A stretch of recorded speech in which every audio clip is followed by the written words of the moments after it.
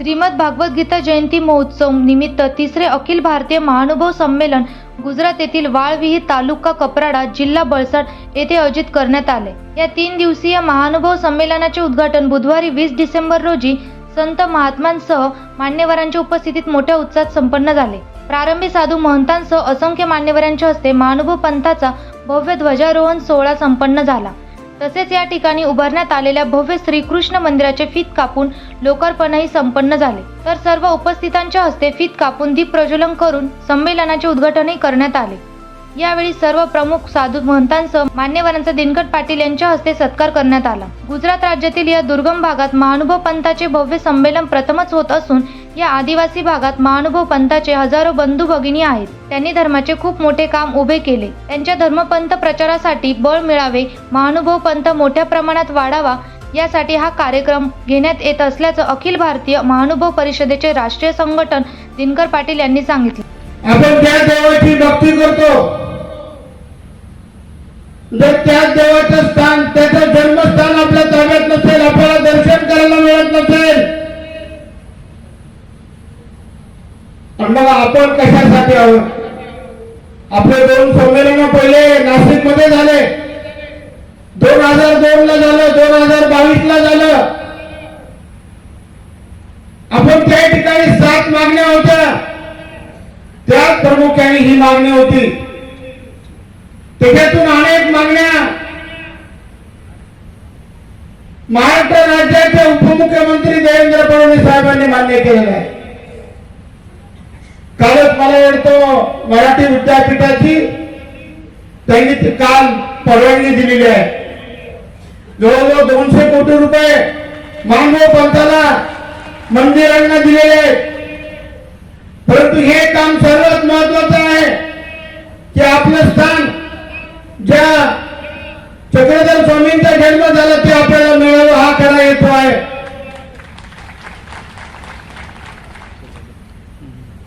आणि या भागामध्ये मानव पंथ वाढवण्याचं काम जर कोणी केलं असेल, कैलासवासी अनंतराव कपाटे बाबा, कैलासवासी नागराज बाबा आणि जाधववाडीचे बाबा, अनेक साधू संत स्टेजवर बसलेले, भारतातील अनेक साधू संत महंत तपस्वीने या अतिदुर्गम भागात, आदिवासी भागात फार मोठ्या प्रमाणामध्ये मानव पंथ वाढवण्याचं काम केलेलं आहे। महानुभव पंथाचे तत्वज्ञान कार्य अत्यंत मोलाचे आहे। सुमारे 6000 हस्तलिखिते पोथ्या उपलब्ध आहेत। मागच्या काळात महानुभव पंथासह देशातील शेकडो मंदिरे व तीर्थस्थानावर अतिक्रमण झालेले आहे।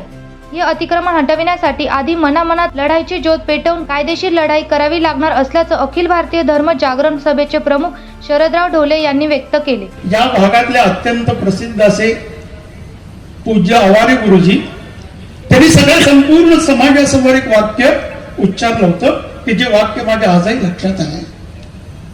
आवारे गुरुजी म्हटले की आम्ही सगळे आदिवासी, डोंगरात आग लागती, वन जळतं, जन बघत, पण इथं धर्मांतर चाललंय, मन जळतं, कोण बघत, आणि धर्मांतरामुळे जे आमचं मन जळते ते कोण बघते, असं ज्यावेळी आवारे गुरुजी म्हटले त्यावेळी पूज्य नागराज बाबा म्हटले, तुमचं जळलेलं मन, जळत असलेलं मन आम्ही बघायला आलोय आणि ते इथून पुढे जळणार नाही, म्हणून आमच्या प्रेमाचा शिडकवा करून या भागात एकही जण इथून पुढे ख्रिश्चन होणार नाही यासाठी आम्ही प्रयत्न करतो। बडोच येथील श्री चक्रधर स्वामींचे जन्मस्थान मुक्तीचा संकल्प हाती घेतला असून गीतेतील तत्वज्ञानाप्रमाणे उठा, जागे व्हा, लक्ष्य प्राप्त करा असे आवाहन अध्यक्षीय मनोगतात महंत दामोदरकर बाबा यांनी केले। तो हम सभी के अंदर, हमारे सभी के मन भीतर में जो यहाँ उपस्थित नहीं भी हो सके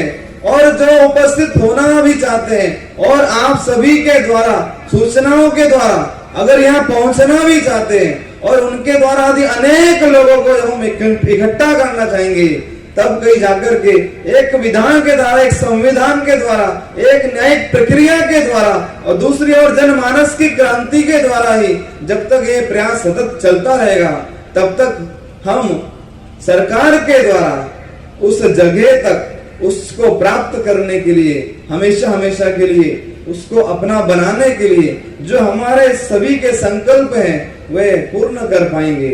और ये केवल एकमात्र अन्ना जी का ही नहीं, तो हम सभी का ही अन्ना जी के साथ में खड़े रह करके उनके इस कार्य को सफल बनाने में हम सभी का योगदान होना चाहिए। परब्रह्म परमेश्वर श्री चक्रधर स्वामी यांचे जन्मस्थान बडोज येथील वाडा आपल्या ताब्यात मिळावा यासाठी पंतप्रधान नरेंद्र मोदी, गुजरातचे मुख्यमंत्री भूपेंद्रभाई पटेल, येथील आमदार जितूभाई चौधरी यांच्याकडे आपण पाठपुरावा करत आहोत। मागील वर्षी नाशिक येथे झालेल्या अखिल भारतीय महानुभाव संमेलनात 7 मागण्या करण्यात आल्या होत्या। त्यापैकी श्री क्षेत्र रिद्धपूर येथील मराठी भाषा विद्यापीठ स्थापनेला उपमुख्यमंत्री देवेंद्र फडणवीस यांनी परवानगी देत तब्बल 200 कोटी रुपयांचा निधी महानुभाव पंथांच्या विविध तीर्थस्थाने व मंदिर विकासासाठी मंजूर झाले असल्याचे यावेळी मान्यवरांनी सांगितलं आहे। या कार्यक्रमाप्रसंगी व्यासपीठावर संमेलनाचे उद्घाटन अखिल भारतीय हिंदू धर्म जागरण सभा प्रमुख शरदराव ढोले, अखिल भारतीय महानुभाव परिषदेचे अध्यक्ष महंत विद्वंस बाबा, महंत बांबुळकर बाबा, महंत विश्वनाथ कोठी, महंत शुकमुनी बाबा, महंत तेलारकर बाबा, महंत सुकेनकर बाबा, संमेलनाचे मुख्य आयोजक दिनकर अण्णा पाटील, गुजरातचे आमदार जितूभाई चौधरी, माजी आमदार बाळासाहेब सानप, दत्ताजी गायकवाड, प्रकाश ननावरे, राजेंद्र जायभावे, अरुण महानुभाव, चबू नागरे, साहेबराव आव्हाड, प्रवीण शेवलीकर, माजी नगरसेविका लताकाकू पाटील, भगवत आचार्य चिरडे बाबा, कृष्णराज बाबा मराठे, वाल्यराज बाबा पातुळकर, डोळसकर बाबा शास्त्री, भाईदेव मुनी मानेकर, दत्तराज बाबा चिरडे, साईराज बाबा शास्त्री, कृष्णराज बाबा, अचलपूरकर बाबा, गोपीराज शास्त्री सुकेनकर, दामोदर पाथरे, महेंद्रमुनी कपाटे, बाळकृष्ण लोणारकर, बुद्धिसागर बाबा कपाटे आदीसह संत महंत तपस्वी महानुभाव पंथाचे सर्व वासनिक उपदेशी मोठ्या संख्येने उपस्थित होते। एनसीएन न्यूज साठी प्रतिनिधी सुनील पगारे, सातपूर।